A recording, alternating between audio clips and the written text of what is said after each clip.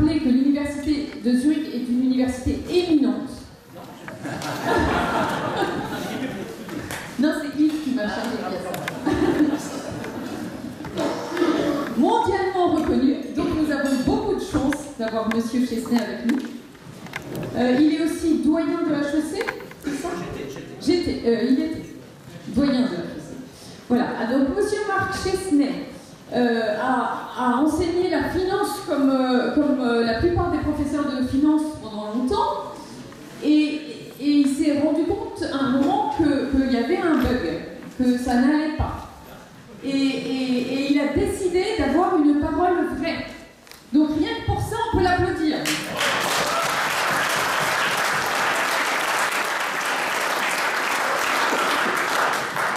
Et apparemment, il a changé son discours. Donc nous lui demandons aujourd'hui de nous présenter la finance telle qu'elle est, enfin l'économie financière telle qu'elle est vécue aujourd'hui dans le monde, puisque nous en subissons tous d'une manière ou d'une autre les conséquences.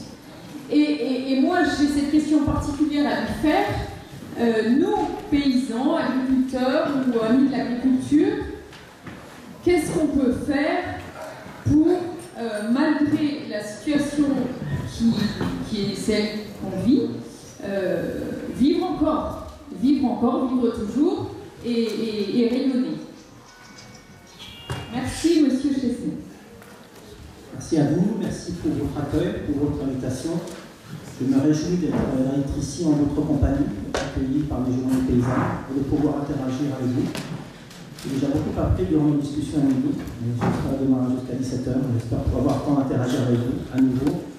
Je vais faire une présentation qui va durer environ 45 minutes, et puis après ça, je serai content qu'on ait un peu de temps pour justement discuter ensemble.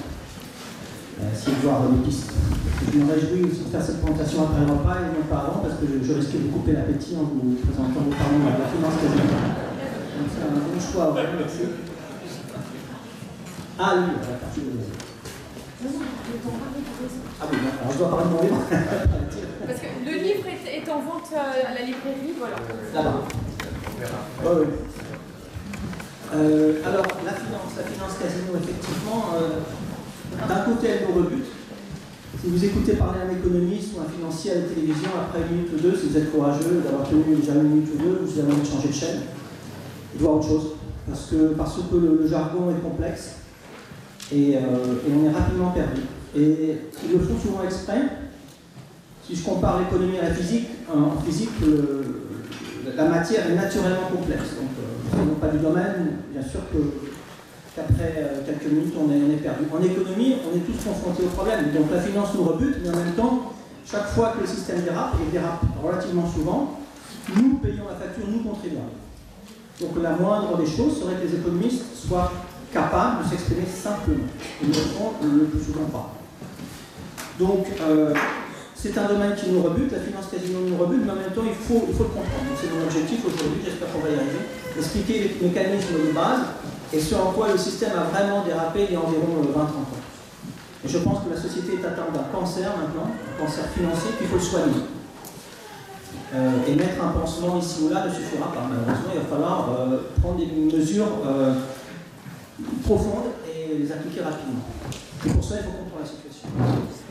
Alors effectivement, ici, au moment de la crise de 2007-2008, je me suis dit non, je ne peux plus enseigner comme j'ai fait avant. Il va falloir que c'est ma responsabilité, je ne vais pas attendre de prendre la retraite pour commencer éventuellement à changer ma perspective. Alors, j'ai préparé un certain nombre de transparents. Merci pour l'écran. Merci bien, je pense. Donc voilà la structure. Je pense qu'il peut être judicieux pour comprendre la situation actuellement, de réfléchir à ce qui s'est passé il y a environ 10 ans. Vous vous souvenez peut-être de la faillite de la banque de Lehman Brothers. Donc je vais en parler rapidement. Et puis au-delà de la faillite de cette banque, qui a une dizaine d'années, j'expliquerai qu'il s'agit d'une faillite bien plus profonde, de la faillite d'un système. C'est le système qui est en faillite. Et quand je parle de la faillite, ce n'est pas uniquement la faillite financière, c'est la faillite morale. Mais nous sommes confrontés à une crise des valeurs, qui n'est pas technique. L'innovation financière, qui est souvent présentée de manière positive dans les médias, en fait génère de nombreux problèmes pour la société. Et enfin, pour conclure sur une... Ah, vous m'entendez mieux, ça va? Vous voulez que je répète depuis le début? Merci. Et enfin, pour conclure sur une note positive, les traitements, il en existe, heureusement, qui sont assez simples. Alors, cet été, l'été dernier, j'ai lu le dernier rapport annuel de cette banque Lehman Brothers, qui se parut en septembre 2008. Il est encore en ligne, il a été publié donc en 2007, et c'est intéressant tout de même de prendre un peu de temps. Cette faillite a été présentée comme un accident d'avion, comme quelque chose d'imprévisible. Et lorsqu'on lit ce rapport, on comprend que c'était en réalité prévisible. Mais les journalistes ne se sont pas donné la peine, les spécialistes ne se sont pas donné la peine de creuser un peu plus. Alors, effectivement, si on continue avec ce parallèle de l'accident d'avion, chaque fois qu'il y a un accident d'avion, les spécialistes recherchent une boîte noire. L'élément important de cette boîte noire, c'est justement ce dernier rapport annuel. Et alors, quand on prend la peine de lire, on est tout de même initialement assez surpris, parce qu'il est dithyrambique. Manifestement, les mots employés, je cite, performance record, résultat fantastique, effort de management talentueux, enfin je cite tout ce que j'ai pu lire. Excellence, mot qui revient régulièrement. Ils étaient excellents et quelques mois après, c'était en faillite. On aimerait comprendre. Ils étaient tellement excellents que d'ailleurs, ils étaient durables, ils voulaient créer une banque durable et ils avaient des projets philanthropiques. On aimerait comprendre comment une telle banque a pu tomber en faillite finalement quelques mois après. En réalité, ce document est un monument de propagande. Les soi-disant spécialistes, les analystes, n'ont pas fait leur travail, soyons clairs. Ils auraient dû prendre ce document, le lire et dire non, au-delà de ce qui est écrit, si on creuse un peu plus, eh bien c'est un château de sable, qui s'est d'ailleurs écroulé. Alors vous savez qu'il y a aussi ces fameuses agences de notation. Vous entendez ça dans les médias, les Moody's, Standard & Poor's, qui mettent des notes. Il faut savoir que cette banque obtenait encore de très bonnes notes juste avant, quelques jours avant sa faillite. Je vous plaisanterai. Quelques jours avant sa faillite. Pour votre information, ces agences de notation, en moyenne, ont besoin de 2 à 3 heures pour établir une note. Pour une entreprise ou un pays. Comment peut-on penser un seul instant qu'en 2-3 heures, on peut analyser la situation de la France, de l'Allemagne, de Total, de Renault, de la Grèce? C'est impossible. C'est une vaste plaisanterie. Il faut savoir aussi que l'ancien directeur de cette banque, M. Fould, a reçu entre 2000 et 2007 à peu près 500 millions de dollars. Et la banque, l'entreprise disparaît. Qu'ont fait les actionnaires? Donc là, soyons clairs, ce n'est plus du capitalisme, c'est un système, c'est une escroquerie généralisée. Comment se fait-il que quelqu'un ait perçu des bonus aussi élevés alors que l'entreprise allait disparaître? Il faut se payer sur la bête, que les choses soient claires. Donc c'est un système qui a complètement dérapé. C'est une logique financière qui a été mise en place depuis 20-30 ans. Alors donc, on s'interroge effectivement sur ces soi-disant spécialistes. Et puis quand tout de même on prend la peine de lire avec attention ce document, quand on cherche un peu ce qu'il y a sous la table, eh bien on le découvre. Ce que n'ont pas fait ces soi-disant spécialistes.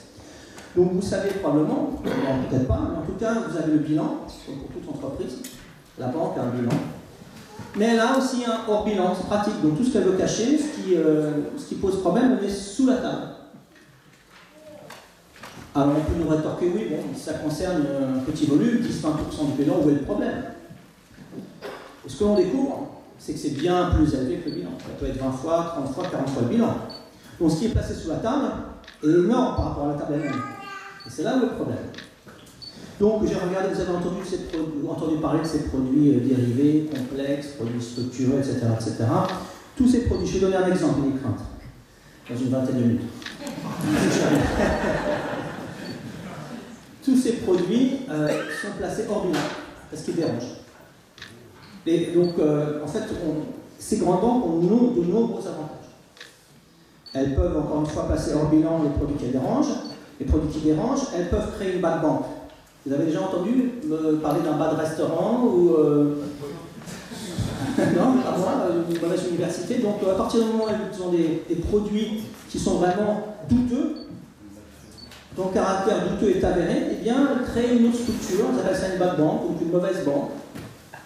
Et puis elle met tout ce qui sent mauvais, en fait, un peu l'extérieur. Et puis nous, contribuables, nous payons la facture, bien sûr. Donc beaucoup d'avantages, ça n'existe pas encore dans l'économie, tout ça. Alors ces produits dérivés représentaient, dans le cas de Lehman Brothers, au moins 50 fois le bilan. Donc le hors bilan était au moins égal à 50 fois le bilan. Heureusement que vous êtes assis, il faut que je m'assoie d'ailleurs quand je relis ça, parce qu'on n'en revient pas 50 fois le bilan. Ce qu'on doit cacher, ce qu'on doit mettre sous la table, on représente 50 fois la table, pour résumer.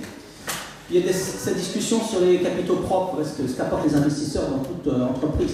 Donc ces produits hors bilan représentaient 1500 fois les capitaux propres. Donc pour résumer, les capitaux propres, pour les observer, il fallait prendre une loupe tellement c'était petit.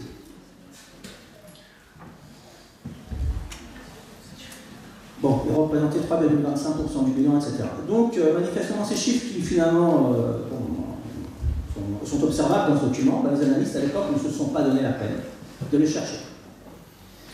Après ça, on peut se dire, bon, en fait, il s'agit, au-delà de cette faillite d'une banque en particulier. Dans ma présentation, je vais me centrer sur certaines banques, celles qu'on appelle systémiques, les banques dites too big to fail en anglais, celles qui sont persuadées de ne jamais tomber en faillite. Vous avez 30 000 banques de par le monde, et vous avez 30 environ, dont 3 en France, les 3 plus grandes, qui sont persuadées qu'elles ne tomberont jamais en faillite. Ça, c'est un véritable problème, parce que ça les incite à prendre des risques que nous supportons nous tous, en tant que contribuables, en tant que clients, etc., en tant que retraités, etc. Donc je me centre vraiment sur ces banques-là, too big to fail. Et le problème de too big to fail est associé à un problème de too big to jail, comme on dit en anglais, c'est-à-dire que les patrons des grandes banques sont sûrs qu'ils n'iront jamais en prison. Ils n'iront jamais en prison. Vous avez vu les patrons de grandes banques à la prison? Je n'ai pas vu. J'ai donné l'exemple de M. Food, ancien directeur de Lehman Brothers, il n'est pas allé en prison. Il a conservé 500 millions de dollars, l'entreprise est partie en faillite. Il vit très bien, quelque part en Floride. Donc le système dérape. Ceux qui prennent des dépositions risquées ne les assument pas. Il faut rappeler que cette grande crise en 2008 a généré à peu près 30 millions de chômeurs de par le monde. Donc aujourd'hui, quelle est la conclusion à tirer? Encore une fois, il s'agit de la faillite d'un système.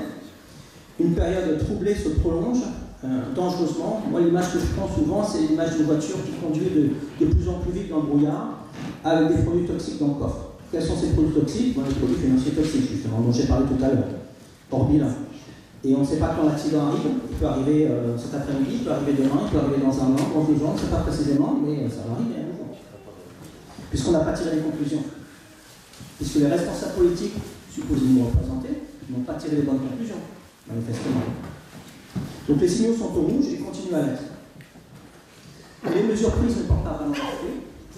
Et la finance casino se développe à grands pas. Pourquoi finance casino? Pourquoi ce terme? Parce que les paris ont pris le pas sur les investissements dans le cadre de cette structure. Donc on peut parier des produits qui permettent, je vais donner un exemple, donc aujourd'hui, qui permettent de parier sur la faillite d'entreprise.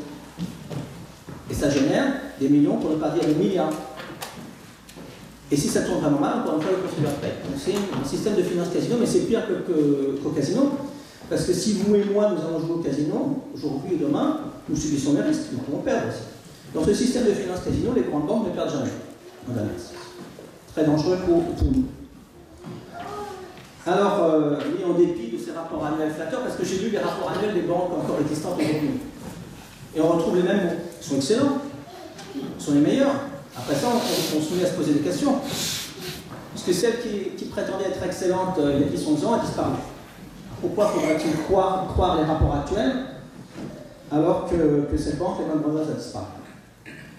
Alors je résume sur un petit graphique, là vous pouvez le voir, la situation actuelle. En dessous, là, en jaune, apparemment, vous avez le PIB mondial. Toutes les richesses produites mondialement dans tous les pays du monde. 81, vous voyez, en 2017, 81 000 milliards de dollars. 81 000 milliards de dollars. Juste au-dessus, en bleu, vous avez les dettes, toutes les dettes réunies du monde. Public, privé, 3 fois le PIB mondial.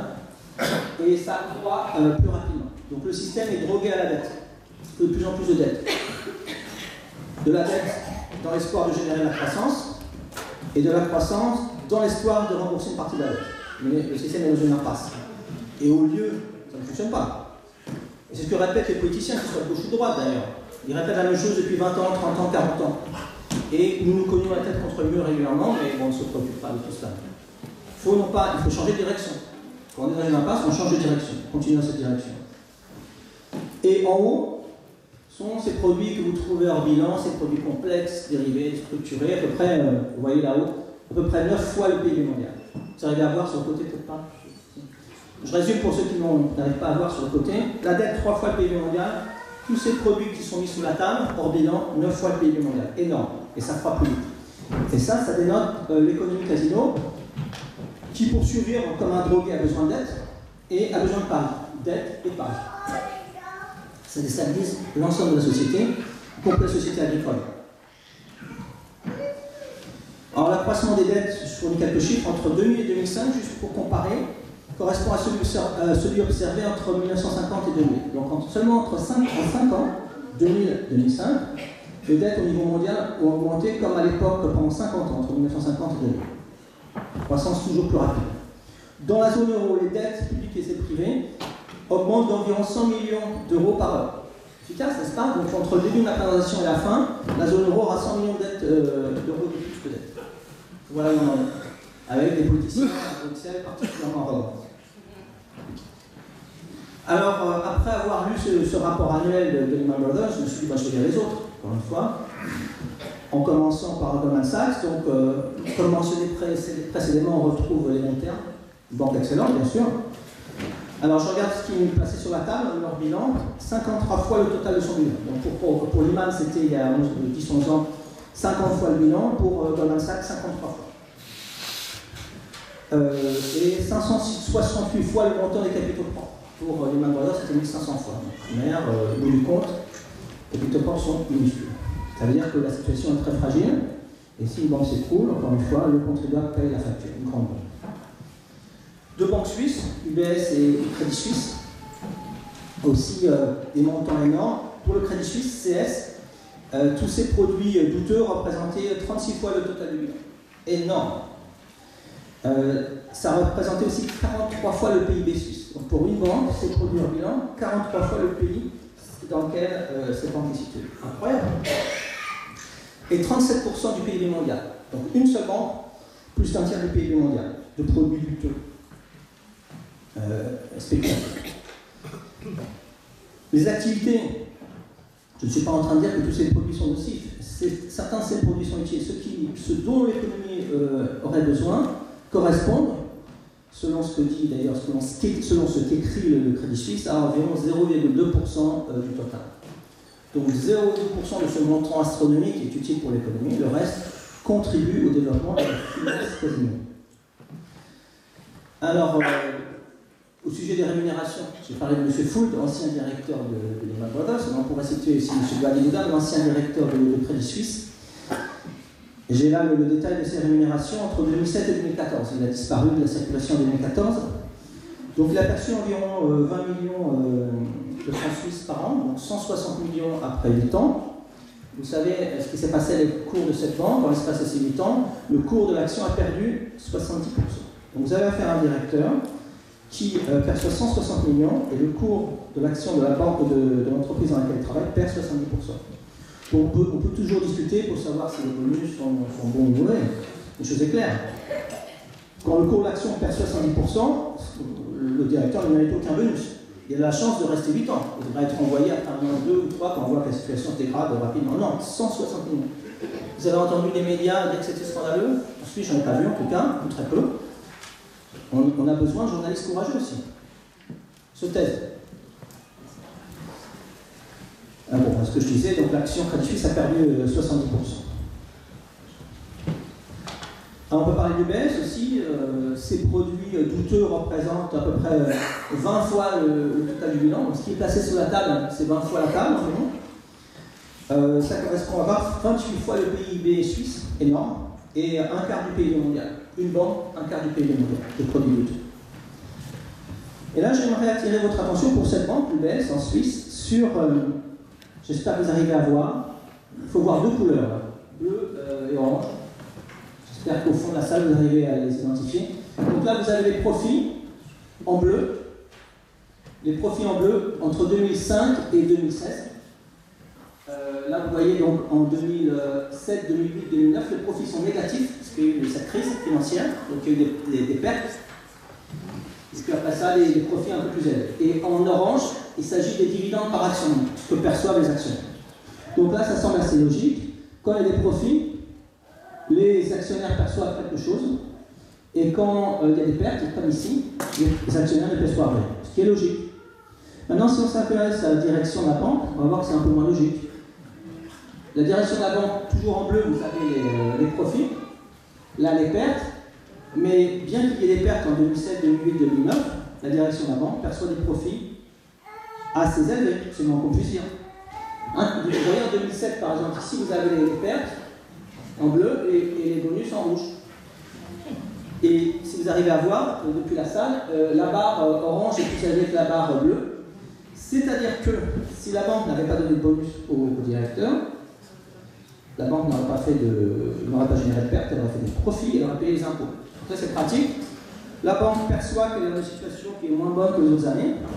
Au lieu d'annuler les bonus, elle en donne énormément. Ça lui permet de passer dans le rouge, de basculer dans le rouge. Et dans le rouge, on ne paye pas d'impôts.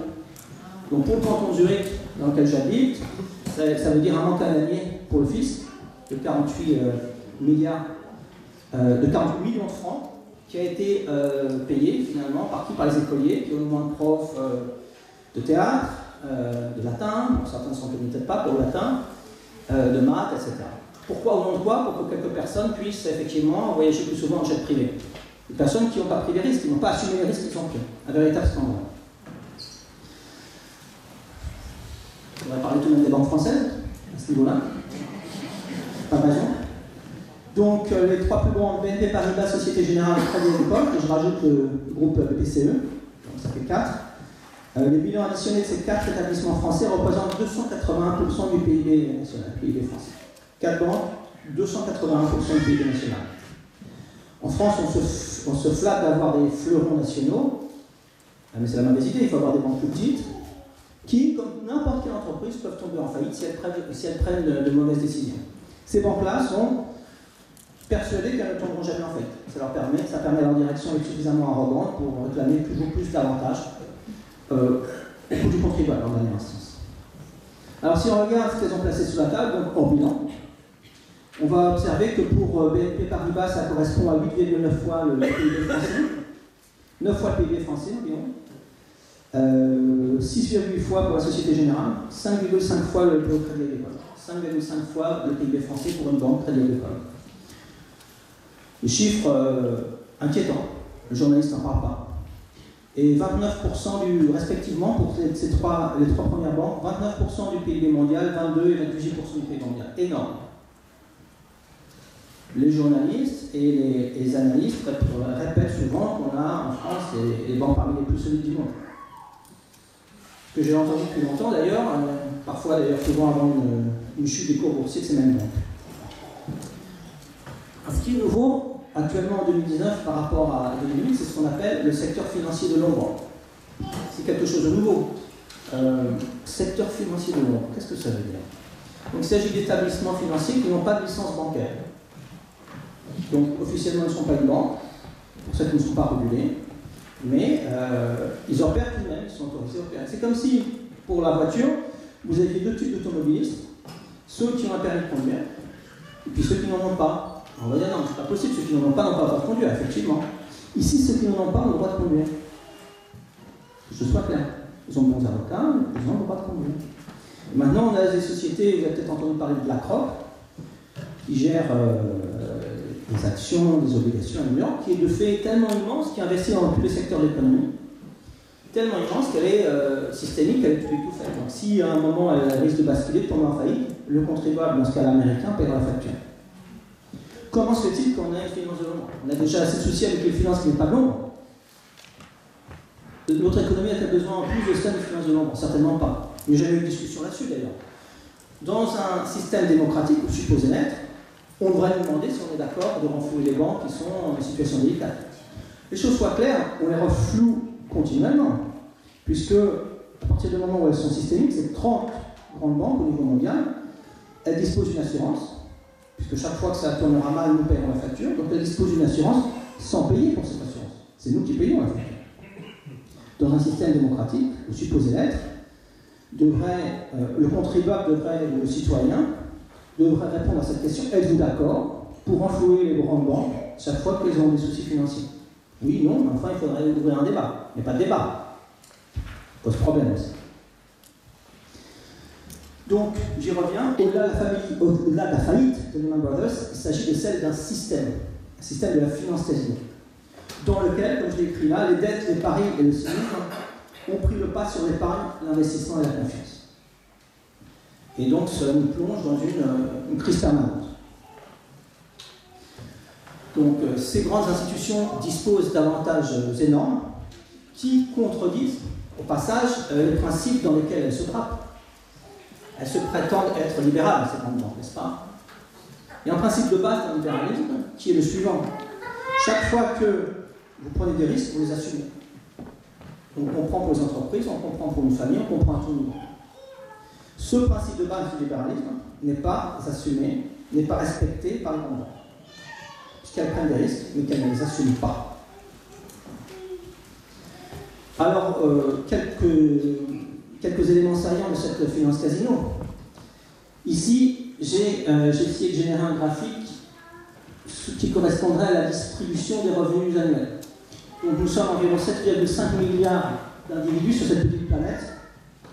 Et je me suis dit, bon, à quoi pourrait-on s'attendre en termes de richesse? Ici, peut-être les plus pauvres, vous voyez, à gauche, peut-être avec un revenu de l'ordre de 1000 francs par an, revenu annuel.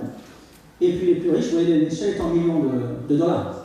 10 millions de dollars par an. Donc ça, j'ai mis distribution attendue, attention, ce n'est pas la réaliste. La distribution réelle des revenus, vous savez à quoi elle ressemble? Je vais vous la montrer. Elle ressemble à cela. Qu'est-ce qu'on voit? On ne voit rien. On ne voit rien du tout. Ce n'est pas une erreur de graphique, c'est une erreur sociale. C'est-à-dire que vous avez ici environ 0,1% de la population qui dispose de revenus énormes. J'ai plus mis millions, j'ai mis milliards. Donc j'ai mis 4, effectivement. Vous avez des acteurs sur le marché financier qui peuvent percevoir 4 milliards. Non, je ne parle pas de la fortune, je parle d'un revenu elle-même. 4 milliards. Je vous rappelle que le principe du capitalisme, c'est le fait de consommer. Qu'est-ce qu'on peut consommer 4 milliards par an? Qu'est-ce que vous achetez à vos enfants à Noël? 3 sous-marins, 2 Airbus, 5 Boeing.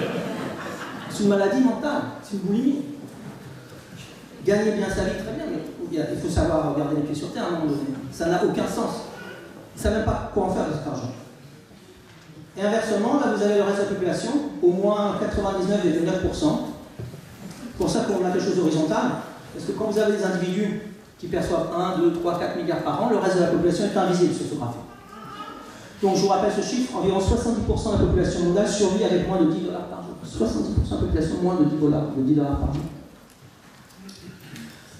Un pays comme le Brésil, revenu annuel moyen 10 000 dollars, 10 000 euros par an, invisible par rapport à 3-4 milliards. En France, invisible pour la plupart des gens. Nous sommes invisibles. Et ça pose des problèmes sociaux aussi. Parce que ceux qui sont là peuvent acheter des médias, des journaux, comme nous, un morceau de pain.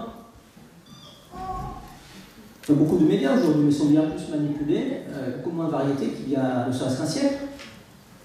La voix de son maître, qui passe régulièrement. Toujours le même type de nouvelles qui arrivent. Les journalistes ne s'emparent pas cela, par exemple.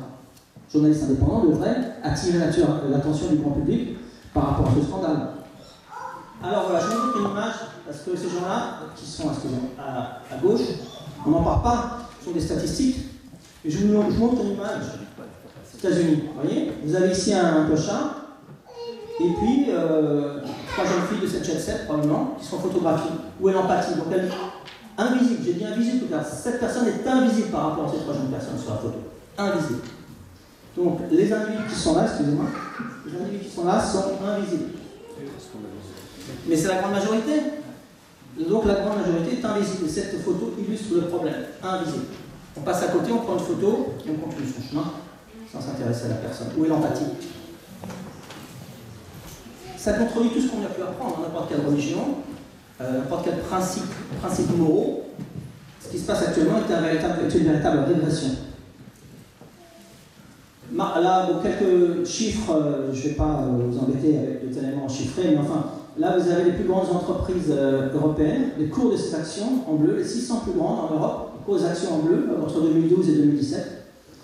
Et puis en orange, les bénéfices de ces mêmes entreprises. Donc un étudiant en économie peut rapidement apprendre, où qu'il soit, que le cours des actions doit représenter ce que l'entreprise va gagner, les bénéfices de l'entreprise plus tard. Donc on s'attend à ce que ces deux courbes convergent. Alors là, vous voyez qu'elles divergent. Les cours boursiers en tendance montent de plus en plus, mais les bénéfices des mêmes entreprises, on va dire stables, sont stables. Donc ça, c'est une autre expression de la finance casino. C'est-à-dire que vous avez des montants énormes injectés par les banques centrales dans les marchés financiers. Les cours boursiers montent. Et puis à un moment, ça s'écroule comme un château de sable, comme on l'a vu par exemple fin décembre. En décembre 2018, ça s'écroule et puis ça redémarre. Et tous ces mouvements du yo-yo sont très utiles pour les grandes banques et la finance de l'ombre, parce que c'est comme ça qu'elles génèrent des profits. Un marché stable est très ennuyeux pour ces structures-là. Ils ont besoin de mouvements pour générer des profits. Donc ça c'est le cas, c'est la situation en Europe, pareil aux États-Unis. Déconnexion, pour résumer, entre la finance et l'économie. La finance a pris le pouvoir sur l'économie et l'économie sur la société, l'agriculture, etc. Donc nous sommes confrontés à cette montée en puissance de la finance dite casino. Il s'agit d'une croissance intense sous perfusion de dettes qui ne cesse d'augmenter. J'y ai fait allusion précédemment, l'économie est sous perfusion des dettes, la dette devient une sorte de drogue. Les dettes ont pris une importance énorme et les paris spéculatifs qui lui sont associés. Encore une fois, on peut parier sur des faillites d'entreprises, ceci, cela. Donc il s'agit vraiment finalement, au-delà de ces aspects techniques, il s'agit d'une crise de valeur. C'est que les étudiants et les gens qui travaillent dans les grandes banques, pas tous, bien sûr, des exceptions, heureusement, mais ne reçoivent pas la formation adéquate. Formation uniquement technique qui produit des individus qui n'ont qu'une chose en tête, maximiser, avoir toujours plus pour eux, pour la banque, et puis parfois ça tombe mal. Donc aucune réflexion morale. Donc j'aimerais ici vous fournir des exemples de cette crise morale. Excusez-moi, je vous mets devant vous. Vous vous souvenez de Jérôme Kerrigan, qui a travaillé pour la Société Générale, qui est allé en prison et qui a été accusé d'une perte de 4,9 milliards d'euros, énorme. Il est allé en prison, curieusement, sa hiérarchie n'a eu aucun souci. Donc il n'avait certainement pas de responsabilité dans ce qui s'est passé, mais sa hiérarchie aussi, en l'occurrence la Banque Générale, bon, la Société Générale, mais qui avait apparemment de très bons avocats. Donc la police a saisi ses courriers électroniques, et voilà un exemple de ce que ce monsieur a écrit à l'époque. Je cite: dans une salle de marché, le modus operandi idéal tient en une phrase: savoir prendre le maximum de risques pour faire gagner à la banque le maximum d'argent.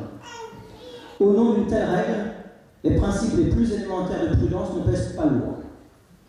Au sein de la grande orgie bancaire, les traders ont donc juste droit à la même considération que n'importe quel prostitué de base.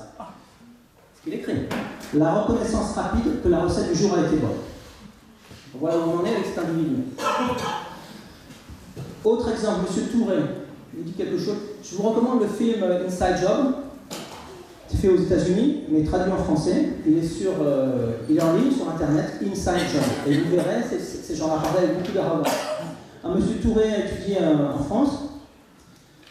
Il était centralien. Il est centralien, il a étudié aux États-Unis, puis il a été recruté très jeune par la banque Goldman Sachs. Il y a eu un procès contre Goldman Sachs, justement après le début de la crise, parce que cette banque a vendu à ses clients des produits toxiques, des produits douteux. Bien sûr, c'est interdit. Il y a eu au procès. Et donc, on voit cette jeune personne avec les directeurs de la banque, tout assez arrogant d'ailleurs. Et là, aux États-Unis aussi, la police a pris des courriels de ces personnes. Je vous cite. De plus en plus d'effets de levier dans le système, ça veut dire de plus en plus de dettes dans le système. L'édifice tout entier peut s'effondrer à chaque instant. Quand je pense que c'est un peu moi qui ai participé à la création de ce produit, le genre de truc, comme il dit, que tu inventes en te disant: et si on crée un machin qui ne sert absolument à rien, au niveau, absolument à rien, qui est complètement conceptuel et hautement théorique, et que personne ne sait pricer, c'est-à-dire on ne sait pas la valeur de ce que, on ne sait pas le prix de ce que ça peut avoir. Ça fait mal au cœur de voir que ça peut imploser en vol. C'est un peu comme Frankenstein qui se retourne contre son inventeur. Troisième exemple, M. Paul, qui a travaillé aux États-Unis, Wall Street, aussi dans une banque, et il a écrit des livres et des articles pour expliquer pourquoi il quittait ce secteur. Alors je le cite. Durant ma dernière année à Wall Street, mon bonus était de 3,6 millions de dollars. Et j'étais furieux, car ce n'était pas assez. J'avais 30 ans, pas d'enfants, pas de dette à rembourser, pas d'objectif philanthropique à l'esprit. Je voulais plus d'argent pour exactement le même motif qu'un alcoolique a besoin d'un autre verre. J'étais intoxiqué. Non seulement je n'aidais pas à trouver les solutions aux problèmes du monde, mais j'en profitais. Donc je résume, 3 exemples pour citer une longue liste comme ça. Le premier se compare à une prostituée, le second à Frankenstein, et le troisième dit qu'il est drogué. Crise des valeurs. Pas de crise technique, crise des valeurs. Ces individus sont passés souvent par les meilleures universités du monde, et voilà où ils mènent le monde. On a toujours eu affaire dans le monde à des individus qui étaient douteux, ce n'est pas nouveau. Mais là, ils sont passés encore une fois par les meilleures institutions, et ils sont au cœur du système financier. Au cœur du système financier. Donc ce n'est pas Al Capone, ils sont au cœur du système financier. Ils ne sont pas en marge, au cœur. Je pourrais aussi citer le directeur actuel de Goldman Sachs, qui a déclaré en 2009 qu'il accomplissait l'œuvre de Dieu, tout simplement. Le directeur de Goldman Sachs accomplissait l'œuvre de Dieu. Donc voilà le degré de cynisme auquel on est arrivé. Alors, à propos de cynisme, je continue. Une publicité que j'ai trouvée en 2008 en Suisse, je vous prie d'excuser, elle est écrite en allemand, mais on va se comprendre rapidement. Elle indique que la pénurie alimentaire génère des rendements intéressants, des rendements financiers intéressants. Donc la pénurie alimentaire génère des rendements financiers élevés. Degré de cynisme aussi. À envoyer des enfants ici, asiatiques, qui sourient, mais ils ne devraient pleurer, ils ne devraient pas sourire. Vous savez combien d'enfants meurent chaque jour du fait de la pénurie alimentaire? Environ 6 000 chaque jour. Mais ça générait des rendements financiers intéressants. Donc voilà le monde auquel on est confronté. Aujourd'hui, on ne trouve plus en ligne cette publicité. Aujourd'hui, tout est vert. Et les pratiques sont les mêmes. Que ce soit clair. Alors, troisième point, l'innovation financière. Elle est présentée dans les médias comme, a priori, quelque chose de positif. Si c'est nouveau, c'est bien. Pas toujours. Les médecins savent bien que ce qui est nouveau n'est pas toujours positif. C'est une question qu'on se pose aussi en biologie, avec des aspects éthiques qu'il faut considérer. Mais en finance, tout ce qui est nouveau est bien. Il y a des cas où, effectivement, ce qui est nouveau est bien. La carte de crédit, oui, c'est pratique, effectivement. Le distributeur automatique, c'est pratique. C'est une innovation financière positive. Mais elles ne sont pas toutes positives. Rappelez-vous en physique de ce qu'a dit Einstein à propos de l'innovation, à propos de la bombe atomique. C'était une innovation aussi à l'époque, mais bon, qu'il a énormément critiqué, Einstein. Donc en finance aussi, il y a certainement des produits financiers toxiques. Donc ce qui est innovation n'est pas toujours positif. Et je vais illustrer mes propos avec des exemples. Alors, je vais prendre un exemple d'un CDS. Je vais expliquer ce que c'est. Je rappelle que ces produits complexes, structurés, dérivés représentent 9 fois le PIB mondial. Ça correspond à ce que M.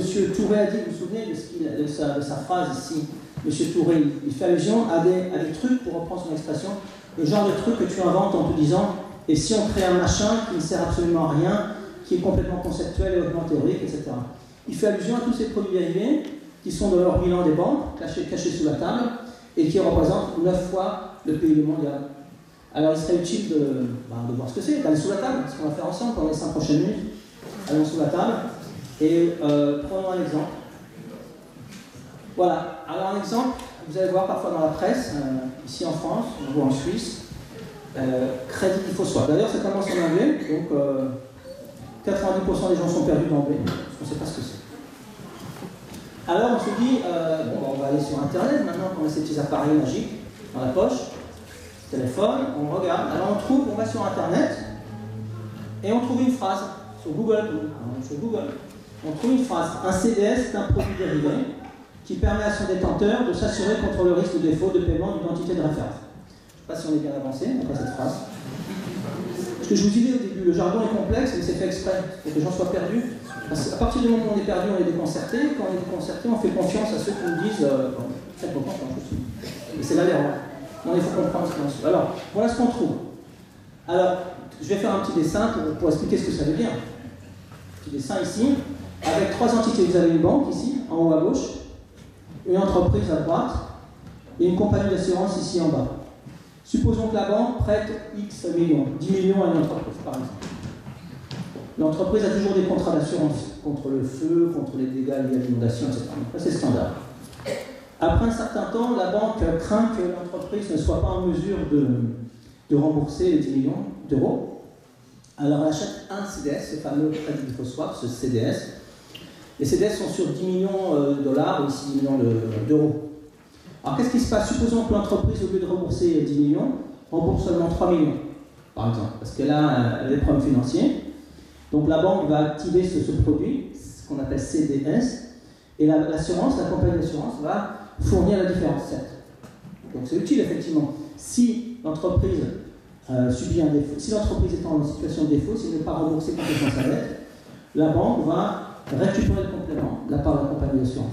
A priori, c'est un produit d'assurance qui devrait être utile aux banques comme aux entreprises. Très bien. Ok, alors après ça, je reviens en arrière. Et si vous continuez, vous creusez un peu plus sur Internet, vous allez trouver une explication supplémentaire. Vous savez, c'est comme pour les médicaments. Parfois, on écrit effets secondaires. Et c'est là où il faut prendre les lunettes, parce que c'est important. Alors, qu'est-ce qui est écrit ici? Ce produit protège le souscripteur contre le risque de défaillance. Okay. Et après ça, une petite remarque. Il n'est pas nécessaire d'être effectivement exposé au risque sur l'entité de référence pour entrer dans un contrat de CDS. C'est ce que vous trouvez. J'essaie de traduire aussi. Ce langage est vraiment abscon au possible, un véritable jargon. Il n'est pas nécessaire d'être confronté à un risque pour s'assurer. Ça veut dire, si vous ne subissez pas de risque, pourquoi avez-vous besoin de vous assurer? À mon sens, c'est comme si on nous disait, ok, vous n'avez pas besoin d'acheter une voiture pour acheter un contrat d'assurance auto. C'est le progrès, ça. Progrès, mais ça n'a aucun sens. Pourquoi aurais-je besoin d'un contrat d'assurance voiture si je ne possède pas de voiture? Donc, bien sûr que c'est interdit pour les voitures, mais ici c'est autorisé. On va vous dire c'est le progrès, c'est l'innovation financière, c'est bien, c'est pas, c'est bien. Est-ce que c'est bien ou pas? Oui, mais la phrase est bien bâtie. Parce qu'elle commence avec 4 mots. Il n'est pas nécessaire. Alors, dans le langage actuel, on se dit, ça veut dire qu'on n'est plus libre. Puisque ce n'est pas nécessaire de. On n'est plus libre de faire quoi? N'importe quoi en l'occurrence. Mais alors qu'est-ce que ça voudrait dire? Je poursuis cet exemple avec les voitures. Donc, je serai autorisé à acheter une assurance auto, bien que je ne possède pas d'auto, ok. Et je serai autorisé, selon cette logique, à acheter une assurance auto sur la voiture de mon voisin. Et pourquoi? C'est ce que signifie cette phrase, pas pour les voitures, mais pour ces produits. Mais qu'est-ce qui pourrait m'inciter à acheter un soi-disant produit d'assurance sur la voiture de mon voisin, à votre avis? Pas complètement, pas tout à fait. Ça va dans cette direction, oui, qui paye sa voiture. Quand est-ce qu'on pourrait toucher de l'argent? C'est un accident, voilà. Voilà, vous avez compris, un accident. Donc là, on parle d'accident financier. Là, on parie sur l'accident financier. Donc, selon ce qui est écrit, et ça se passe encore aujourd'hui, en février 2019, voilà, vous seriez autorisé à acheter non pas un contrat d'assurance auto sur la voiture de votre voisin, mais 10, 20, 100, ce n'est pas régulé, tout ce que vous voulez. Donc vous achetez 100, vous avez acheté autant que vous n'allez peut-être pas rester passif la nuit, vous allez être incité pendant la nuit à trafiquer un peu sa voiture, pour être sûr qu'il y a un accident. Bien sûr. Donc bien sûr c'est interdit avec les voitures, parce que ça générait ce type de comportement malsain, immoral. C'est autorisé aujourd'hui avec ces produits. Donc on parie non pas sur les accidents de voiture, mais sur la faillite de telle ou telle entreprise. Que les choses soient claires. Après des milliers et des milliers de pages de régulation, après des spécialistes qui nous expliquent aujourd'hui que la situation s'est tout de même bien améliorée, et des responsables politiques qui disent la même chose. Il faut être conscient des problèmes. Donc ces paris, c'est pour ça que je parle de finance casino, ces paris sont autorisés à grande échelle. On peut parier sur la faillite de la Grèce, mais de pays, d'entreprises. Et puis un dernier mon père. Voilà la situation actuelle. Donc je reviens au petit graphique. Vous voyez ici la banque, ici en haut à gauche, au lieu d'acheter un CDS, un produit comme ça sur 10 millions d'euros, on achète bien plus, Y ici, supposons qu'on achète sur 100 millions d'euros. Donc elle cherche à se couvrir contre une perte de 100 millions d'euros, alors que le prêt qu'elle a octroyé à l'entreprise ne correspond qu'à 10 millions. Il n'y a pas besoin de se couvrir pour 100 millions, puisque la perte maximale serait 10 millions. Donc là, l'assurance est surdimensionnée, interdite pour les voitures, autorisée ici. Alors permettez-moi de comparer deux scénarios. Scénario numéro 1, l'entreprise rembourse à la banque le montant en question, donc les 10 millions. La banque perçoit 10 millions. Scénario numéro 2, l'entreprise a des difficultés financières et elle ne peut rembourser sur ces 10 millions que 3 millions. Donc la banque va activer ses 10 IS, elle a acheté 10 IS, 10 fois 10 c'est 100, et elle va récupérer 10 fois la différence, 10 fois 7, 70. Donc je résume, la banque génère plus de profit lorsque son client connaît des difficultés financières. Non-sens. Notre système a fonctionné pendant des siècles, de manière très simple. L'entreprise était satisfaite si ses clients l'étaient. Non, là c'est l'inverse. L'entreprise, en l'occurrence la banque dite systémique, too big to fail, grande banque, va générer plus de profit si ses clients sont en difficulté financière. Pourquoi? Parce qu'elle aura parié sur la faillite de ses clients. Incroyable, degré de perversion du système. Et c'est autorisé le jour d'aujourd'hui. Encore. Après ça, vous avez une autre banque qui intervient dans ce petit jeu, qui n'a octroyé aucun prêt à l'entreprise, aucun rapport avec cette entreprise, achète des contrats justement d'assurance. Elle n'a pas besoin d'acheter des contrats d'assurance, c'est l'exemple du voisin, puisqu'elle n'a aucun rapport avec cette entreprise. Et là aussi, si l'entreprise tombe en faillite, eh bien, elle percevra un gain. Au bout du compte, il est fort probable qu'une de ces institutions tombe en faillite et que nous payons, nous contribuables, la facture. Maintenant, se pose la question suivante. Vous savez, je suis professeur, ce que je dis est peut-être purement théorique et ça serait mieux ainsi. Alors, est-ce que c'est théorique ou bien est-ce que ça s'est passé déjà? Et oui, malheureusement, ça s'est passé justement. Je reviens à Lehman Brothers. Lehman Brothers était ici en haut, jouait le rôle de l'entreprise, c'est une banque. Une compagnie d'assurance a vendu énormément de produits de ce type sur Lehman Brothers. Cette compagnie d'assurance s'appelle, elle n'est pas en faillite, s'appelle AIG, c'est une compagnie d'assurance aux États-Unis. Et de nombreuses banques ont acheté ces produits, donc en fait c'est pari sur la faillite de Lehman Brothers à cette compagnie d'assurance, donc Goldman Sachs et d'autres banques européennes. Donc les banques qui ont acheté ces produits ont parié sur la faillite de Lehman Brothers. Et l'assurance, la compagnie d'assurance qui a vendu ces produits, pariait sur le fait que Lehman Brothers était une grande banque qui serait toujours sauvée par le contribuable, renflouée par le contribuable américain. Pari différent, finance casino. Au bout du compte, Lehman Brothers est tombé en faillite. C'était une décision politique. Le ministre de l'économie et des finances à l'époque à Washington s'appelait M. Paulson. Il était ancien directeur d'une banque, non pas Lehman Brothers, mais Goldman Sachs, qui avait justement parié sur la faillite de Lehman. Pur hasard, n'est-ce pas? Décision politique. Ce monsieur a dit non, Lehman Brothers n'est pas une grande banque, Lehman Brothers va tomber en faillite. Bonne affaire pour Lehman, a priori, pour Goldman Sachs, a priori, parce que Goldman Sachs pouvait encaisser les fruits de son pari, mais pour que ce soit le cas, il fallait que, seconde étape, que l'assureur ne tombe pas en fait, parce que l'assureur devait payer les factures. Mais à partir du moment où Lehman est tombé en faillite, l'assureur était pratiquement faillite parce qu'il ne pouvait pas régler toutes ces factures. Il ne pouvait pas répondre à tous ces paris.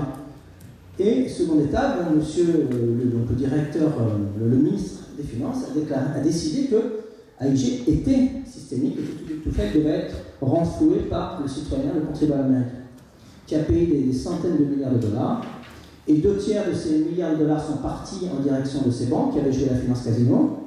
Il faut savoir qu'un montant a été utilisé après cette crise pour que la direction de cette compagnie d'assurance passe une semaine en Floride, donc payée par le contribuable américain, puisqu'ils avaient été renfloués par le contribuable, pour réfléchir à sa stratégie, etc. Bravo. On voit le système actuel. J'aimerais présenter des produits des produits toxiques qu'on trouve en Europe, et certains qu'on trouve en France, que vous sachiez vous méfier. Là, c'est un produit qu'on trouve en Suisse. Aussi, il faut vous méfier, donc trois mots en anglais. On ne sait pas trop ce que ça veut dire. Mais vous avez une publicité dans les journaux, une grande page. Après ça, même si c'est en anglais, c'est technique, mais on voit un chiffre, 9,5%. Alors là, ça attire tout de suite le regard. Parce que si on compare, par exemple en Suisse, une obligation, si on achète une obligation suisse ou française, en Suisse, le rendement va être proche de 0%, parfois négatif. En France, il va être très faible. Et là, on a un produit qui rapportait du 9,5%. Ensuite, on se sent intéressé, a priori. Alors là, voilà ce qu'on voit. Après ça, on voit des entreprises qui jouissent d'une bonne réputation, a priori.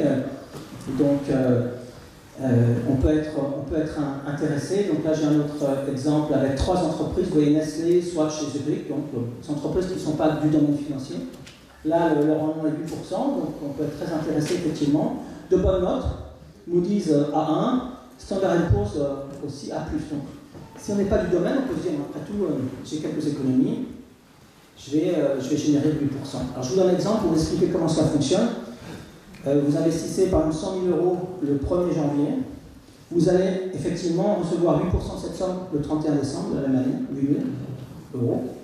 Mais vous n'allez récupérer votre capital, les 100 000 €, que si les 3 actions des compagnies Nestlé, soit chez Zurich, soit augmentent, soit sont restées stables. Si une des 3, une suffit, chute, vous perdez une partie de votre capital. Alors, au lieu de récupérer 100 000 €, vous allez récupérer 95 000, 90 000, 80 000. Vous allez être très content. C'est un pari complètement déconnecté de l'économie. Il ne faut pas croire que si vous investissez dans ce produit, votre argent va aller vers cette compagnie Nestlé, soit chez Zurich, complètement déconnecté. L'argent va rester à la banque, rien à voir avec l'économie. Donc la plupart des gens perdent de l'argent. Il faut savoir que à peu près 10 à 15% de la fortune mondiale est investie dans ce type de produit. Donc vous avez des entrepreneurs qui ont bien fonctionné pendant toute leur vie. À un moment de la retraite, ils disent bon, je vais investir pour mes petits-enfants, mes enfants, et donc ils mettent de l'argent dans ces produits, puis ils perdent. En France, on a un produit semblable. Vous vous souvenez de Doubleau, ça vous dit quelque chose? Caisse d'épargne. Il y a eu un scandale il y a quelques années. Vous vous souvenez pas de cette publicité? Alors, c'était astucieux aussi. Caisse d'épargne, ils avaient non pas 3 actions, mais 12 actions. Et c'était un produit, comme il le disait, à capital garanti. Donc si on dit capital garanti, c'est-à-dire qu'il n'y a pas de contrôle de l'État. Pourquoi capital garanti? Parce que voilà, c'est très simple. 12 actions, 12 sociétés.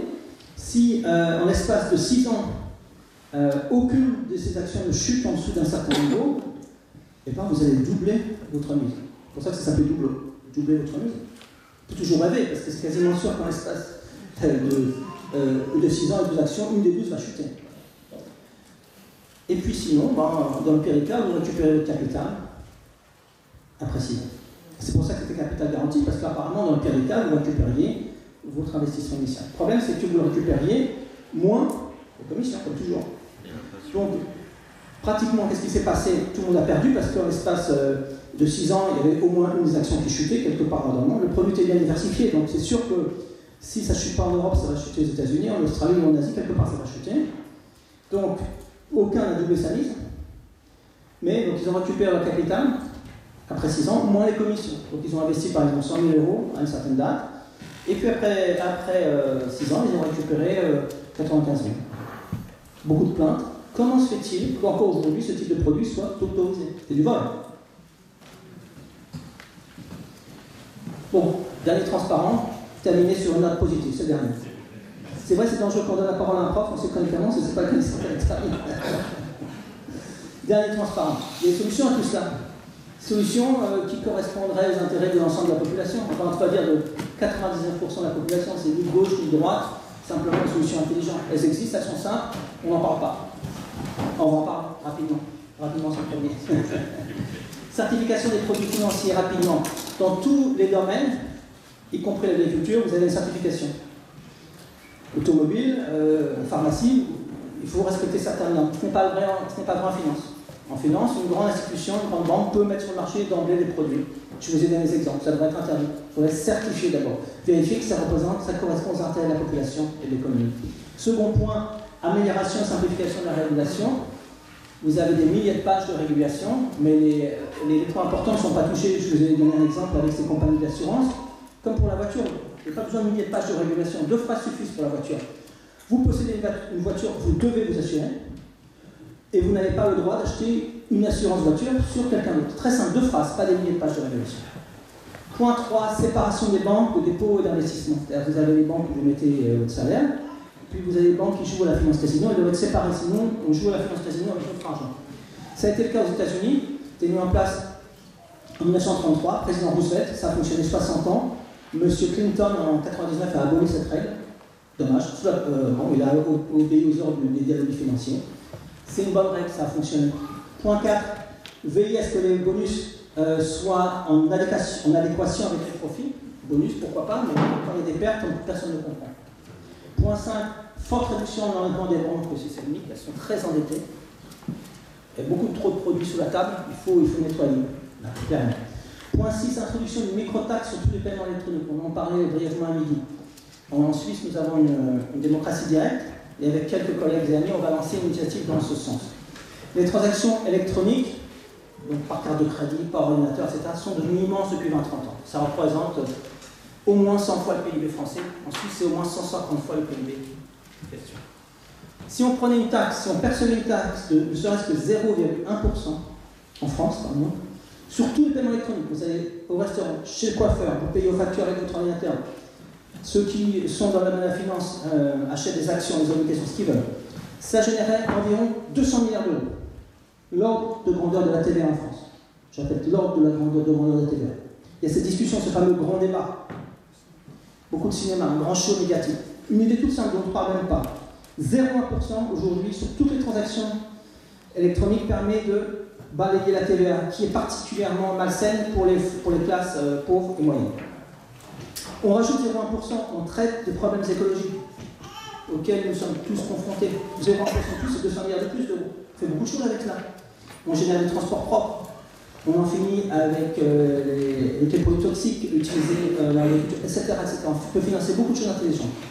Donc on va lancer cette initiative en Suisse, une mesure toute simple, techniquement toute simple, mais délicate parce que bien sûr les grandes banques vont s'y opposer. Pourquoi? Parce qu'elles font ce qu'on appelle des transactions à haute fréquence, à la milli ou à la microseconde. Elles achètent et vendent des actions, enfin les ordinateurs font ça, à la milli ou à la microseconde, c'est la finance casino aussi. Donc bien sûr, pour nous, ça générerait beaucoup moins d'impôts si la TVA disparaît. Pour les grandes banques, je ne parle pas de toutes les banques, je parle que des grandes qui font ces transactions à la milliseconde, elles vont payer plus d'impôts. Parce que 0,1% après quelques minutes, quand on joue à la microseconde, ça va vite. Enfin, je promets que c'est le dernier point, révision de l'enseignement, de l'économie et de la finance. On forme encore aujourd'hui dans les grandes universités françaises, suisses, internationales, des individus comme les trois que j'ai mentionnés tout à l'heure. Donc, qui apprennent des recettes techniques sans prendre le recul nécessaire. On parle de prix dans les cours d'économie, il faut parler de valeurs. Quelles sont les valeurs des étudiants, les valeurs des profs, les valeurs de la société.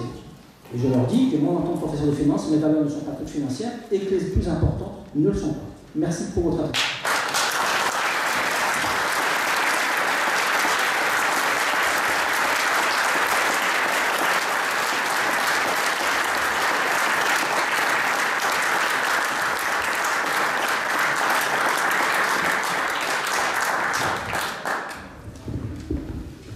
Donc, merci beaucoup. N'oubliez pas que vous allez avoir des petits papiers pour poser toutes les questions, parce que si on veut respecter le timing, je suis désolé pour le professeur, même pas beaucoup, mais en même temps, demain, il participe à la table ronde. Donc, je pense qu'il y a les temps libres, les repas et la table ronde demain. Donc, si vous voulez bien, pour qu'on ne perde pas de temps, vous prenez un petit papier. C'est plein de questions, mais vous prenez un petit papier, vous posez votre question, elles vont être synthétisées pour qu'on en donne, parce que si on prend la parole les uns et les autres, on risque de redonder, et donc ça peut prendre du temps maintenant. Donc si vous voulez bien, je suis désolé de vous dire ça, mais vous prenez un papier, et on remercie beaucoup le professeur, et on va passer à l'enseignement suivant, si vous permettez.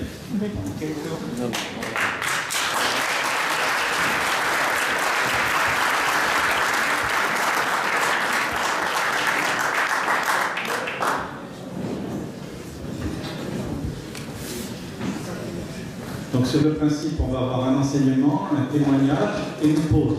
Donc vous pouvez donc commencer à remplir vos papiers. On fera le relevé des papiers